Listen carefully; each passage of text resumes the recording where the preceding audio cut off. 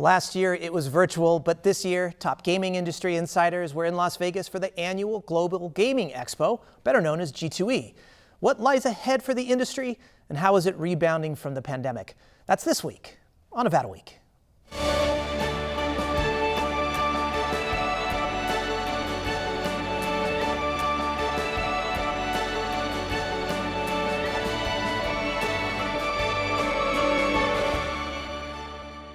Support for Nevada Week is provided by Senator William H. Hernstedt and additional supporting sponsors.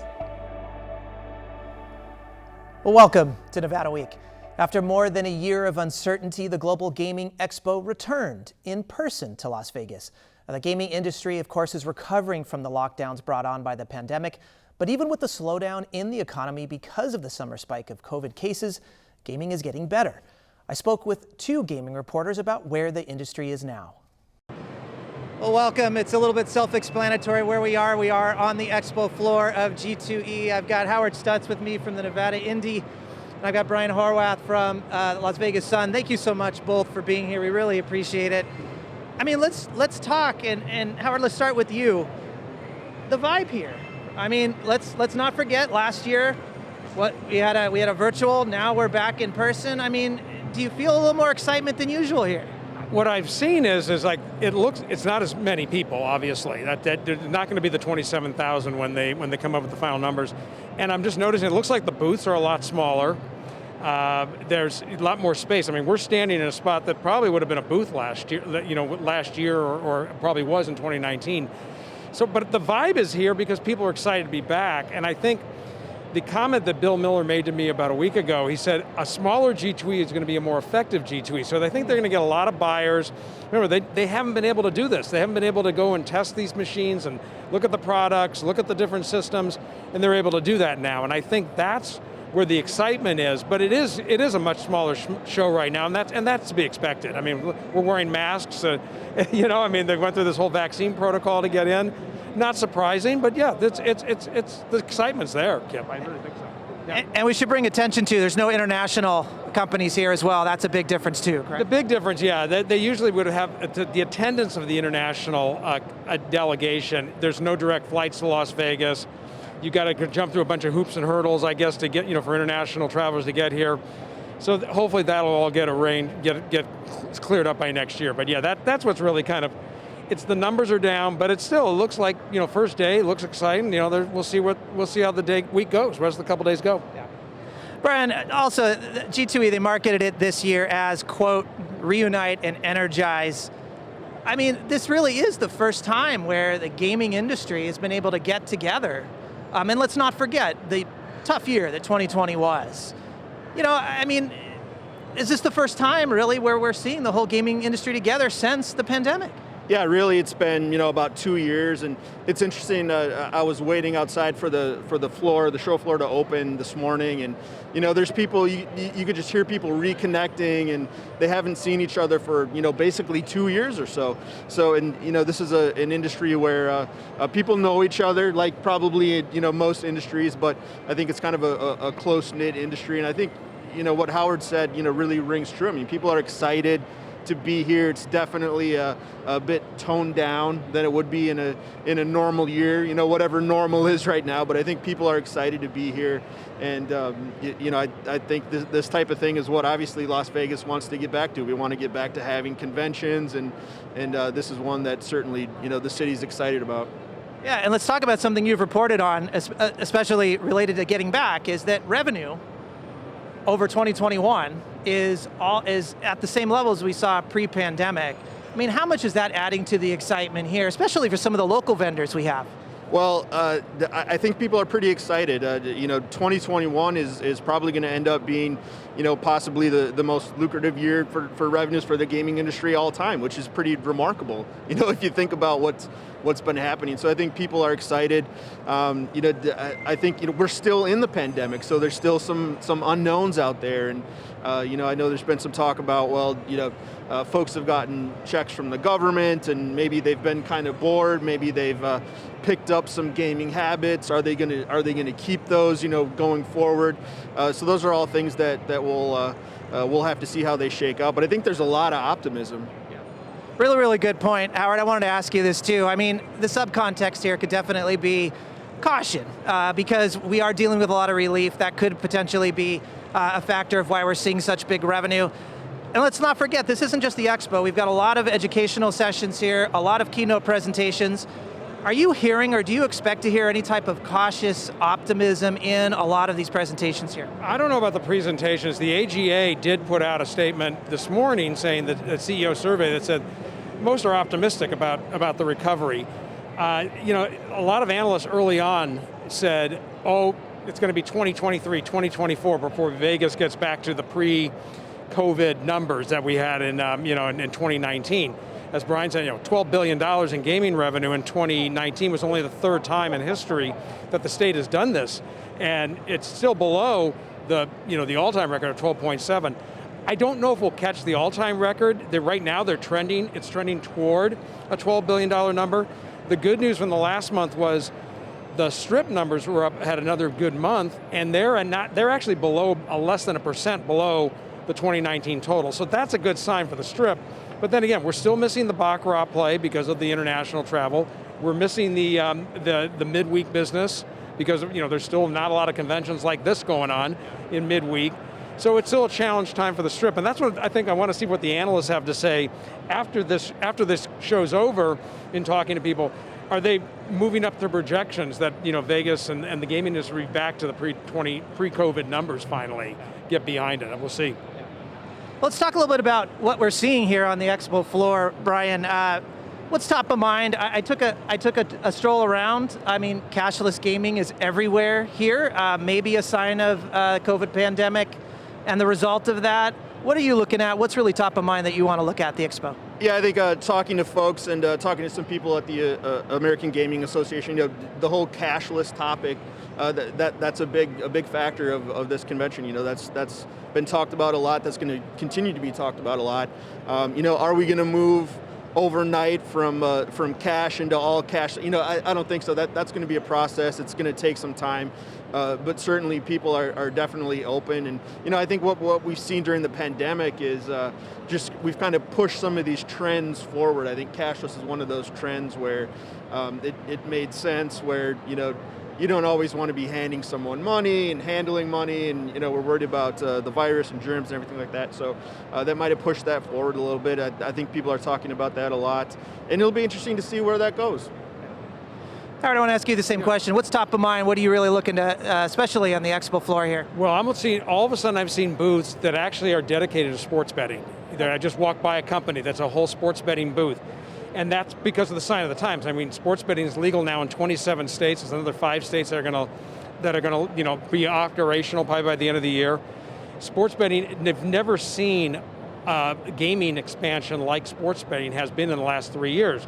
The dedication to it by a lot of these companies, whether it's a cashless product, for mobile sports betting, different types of opportunities, back behind the house, behind the scenes on sports betting.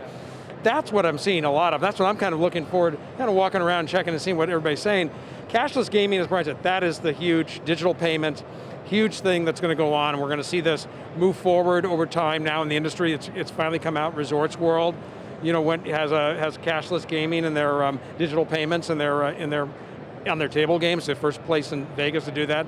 Boyd will be moving forward with that. So yeah, both those products are going to be really fascinating to watch move forward. But yeah, I'm kind of interested in how the sports betting thing moves forward here. It's true. A lot of sports betting, of course, the cashless gaming, and then a lot of more digitization of some of the table games and the roulette games and things like that. Is that relatively new? That's new. I mean, they've tried. There's the stadium style gaming, which is a couple different companies have tried it, where it's it's like you have these kiosks, and there's a central a system that manages all that. That's been tried, and we're seeing that now a little bit more. Yeah.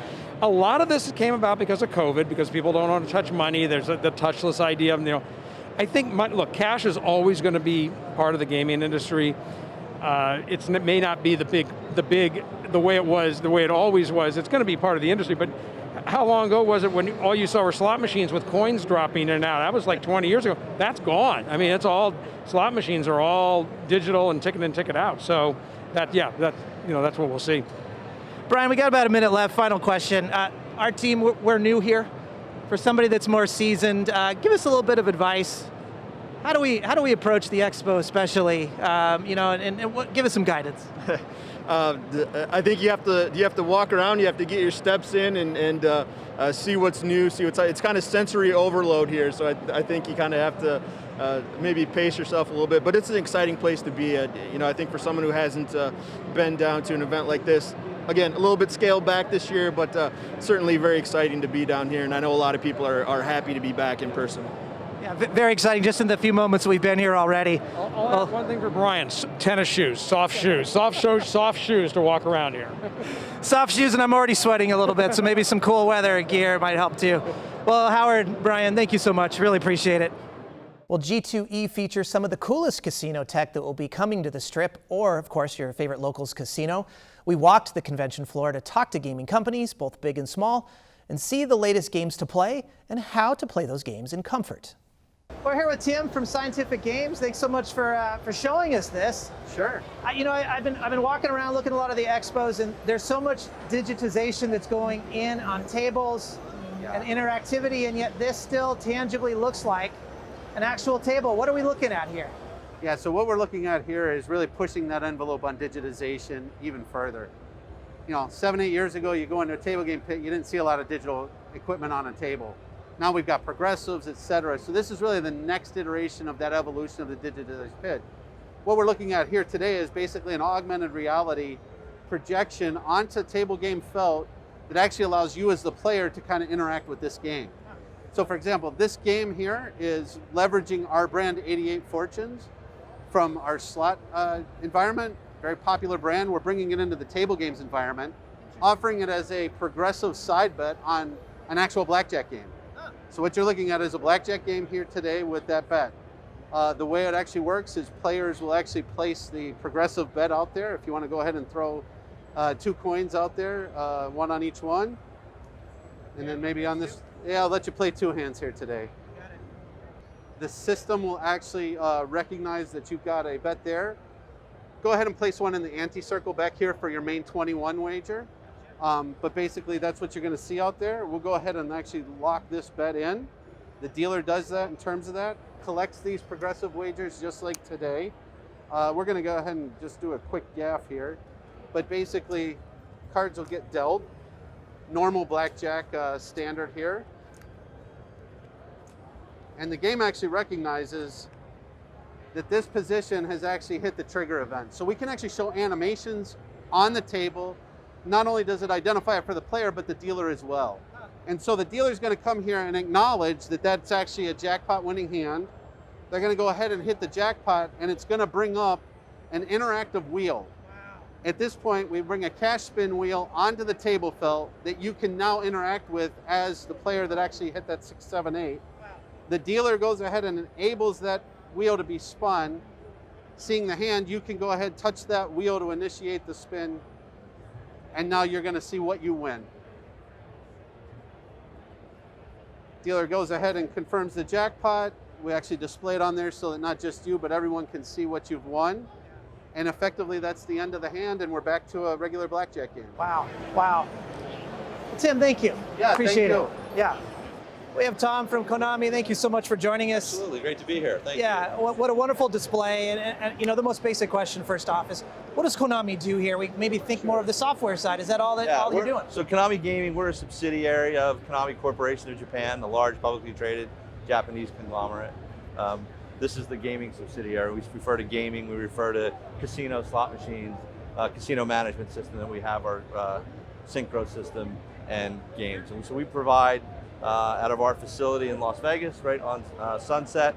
We have a 500,000 square foot facility. We do all the development, manufacturing there, and we ship product all over the world, our games as well as our casino management system.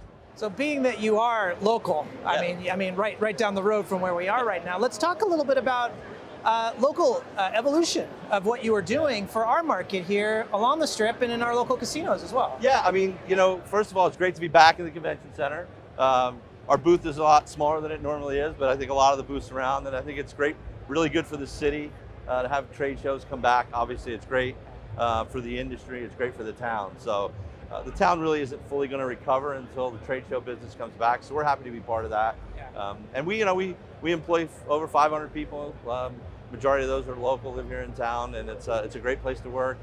Engineering, we all different walks of life.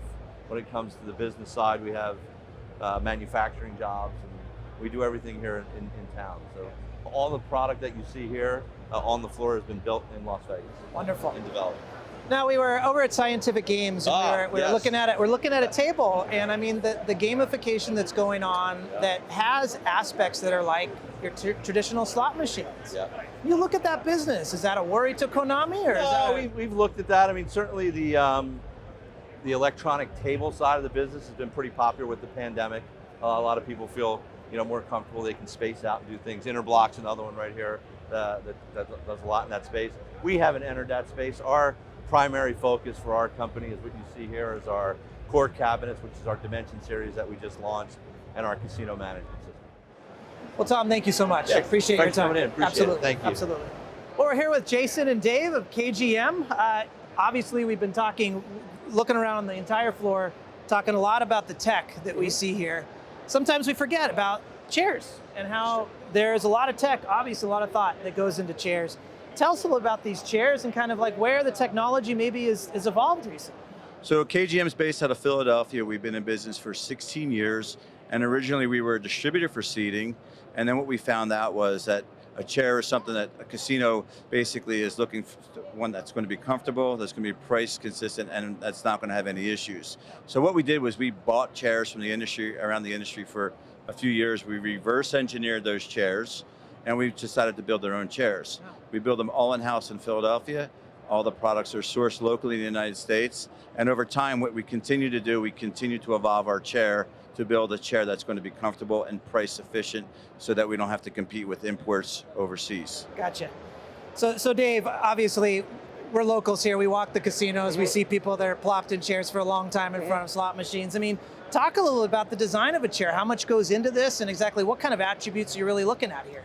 You're looking for comfort most often. A big part of that is your foam. So we pour that in-house in Philadelphia. So it's all about rebrand or, constantly changing, constantly working on what's comfort. So it's design, comfort are the big things. That's what I deal with mostly. So you want people to stay in the chairs for as long as possible. Okay. So the big part of it is really just your foam and your design, your shape. You got to fit everybody, all shapes and sizes. You guys get out there. So that's the big thing. Years go into it. So we're planning ahead and looking for future designs. And then let's talk a little about the design too. Obviously, it has to marry with whatever casino it's in. I mean, you're doing all that in-house too, I assume? Yeah, we work with a lot of designers. We work with the casino directly. There's a lot of different color schemes people are looking for. Obviously, they have a theme going in, so they kind of come in with an idea, and we, help them from there. Let's talk a little about the business end here. I mean, is business growing in this sector? Absolutely. So our seating division and our company in general has grown substantially since the shutdown with COVID. We do have a lot of corporate deals in place with companies throughout North America. I would say that our forecast is a little challenging to forecast projects right now based on the unknown still, and it's also tough to get materials because materials still have skyrocketed and the supply chain issue to deliver product on time. Other than that, though, our business is growing, booming. We're looking to hire, and it's tough to find employees right now. Yeah, two things we talk about a lot on our show, the hiring problem and, of course, the supply issue with Yes. some of our shipping as well, too. Gaming's not going anywhere. I mean, we've been walking around. We're seeing a lot of table games here, chairs for slots, chairs for table games. You do both, first. Yes, we make chairs for table games and slots.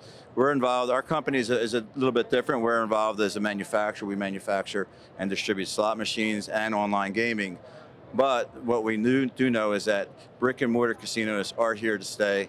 People are always going to find brick and mortar casinos, and the younger generation, and we start to see them coming into the casinos today, especially table games and slots. And that chair is very similar. It's just a little bit different depending on the slot and table game chair may be a little bit not as wide for a table game chair for slots. And what David was saying was, all the operators that come in and look for chairs from different casinos all have a different opinion on what they want. So what we build for one casino may not necessarily be right for another casino. So we try to continue to evolve our production and our manufacturing, and to work with whatever casino that's willing to sit down and talk to us about chairs. Absolutely, and then you need so many diverse designs, obviously, too. Well, Jason, Dave, thank you so much. Really appreciate it. Yeah. Thank you.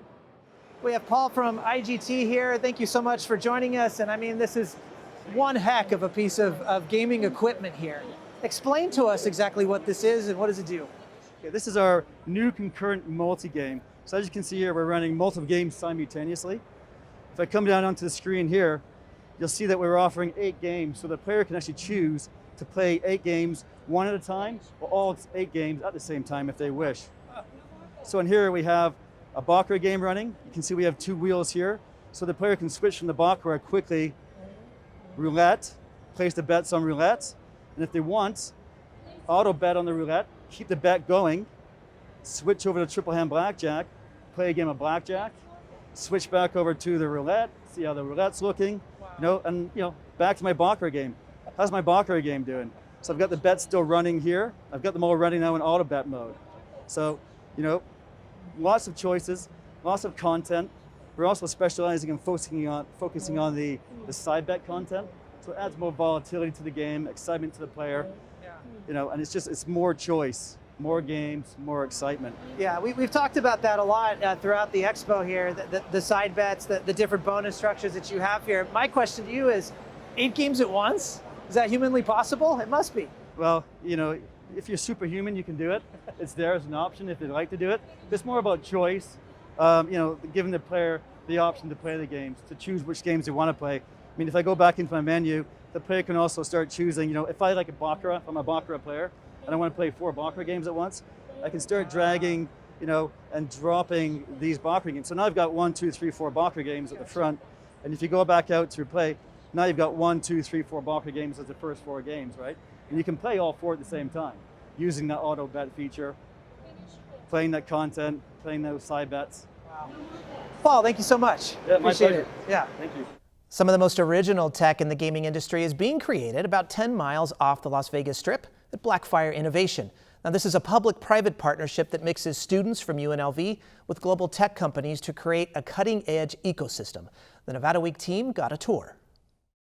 As the entertainment capital of the world, Las Vegas is always pushing the boundaries of what's possible. Vegas is found on innovation. We built the Strip in the middle of the desert. There's a lot of entrepreneurs here. Las Vegas native Russ Logan worked in Silicon Valley, but now he's helping to bring innovation home. We are a leading technology that builds digital humans. So we take the face of somebody, the voice of somebody, and we create a digital rendering of you to act on your behalf. And what will his artificial intelligence look like on the Las Vegas Strip? We can picture our digital humans on billboards, in mirrors, in holograms, and all these type of different things. Imagine going into these hotels and having a Gordon Ramsay or an usher speak to you as a resident there with their digital AI to create this almost thirst trap, as we call it, for people to get excited about and interact. Christopher Mitchell's Las Vegas-based company Airplate also created a cutting-edge product. What we are is we're a Digitronic license plate company that basically ensures civilian and law enforcement safety on our roads. Mitchell, who's new to Las Vegas, was attracted by the Smart City initiative. This seemed to be the best place for a growing tech ecosystem, and wanted to come out and make sure that we could make a name for ourselves and also get in at the very beginning stages of what Las Vegas is doing to become a smart city. What I think Las Vegas is ultimately going to be is the truly first smart city in the United States of America. Both Airplate and the AI Foundation operate their businesses out of Blackfire Innovation, which is connected to the University of Nevada, Las Vegas. Blackfire Innovation is UNLV's innovation hub alongside 80 companies. So this is very much both a university campus, but also an outward-facing, business-engaging community, as you've seen today. Blackfire Innovation anchors the Harry Reid Technology Park. It's here that university-driven innovation meets the broader business community in Southern Nevada. More than anything else, this building is about collaboration.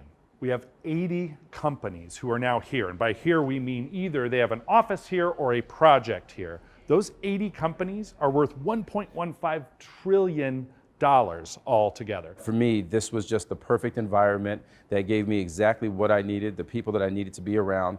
And ever since I got here, it's just been a nonstop, growing element to what it is that we're doing. And I couldn't be more excited. Blackfire, all the partnerships we have in town, it just creates this ecosystem in which you can move much more quicker than some of these places like Silicon Valley or New York and the other places that I've been in the tech field. Blackfire Innovation fosters the growth of its associated companies and offers real-world educational opportunities for UNLV students. Caesars and UNLV together envision this space to represent the future of all the things that you might find in an actual casino resort.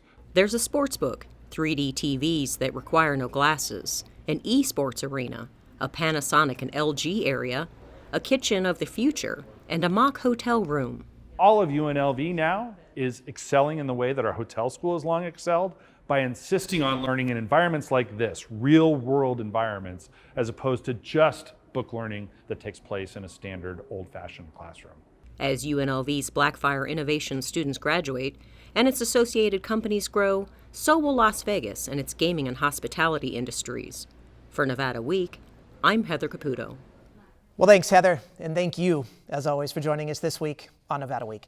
For any of the resources discussed on this show, please visit our website at vegaspbs.org/Nevada Week. You can also follow us on Facebook and Twitter at Nevada Week. Thanks for joining us, and we'll see you next week.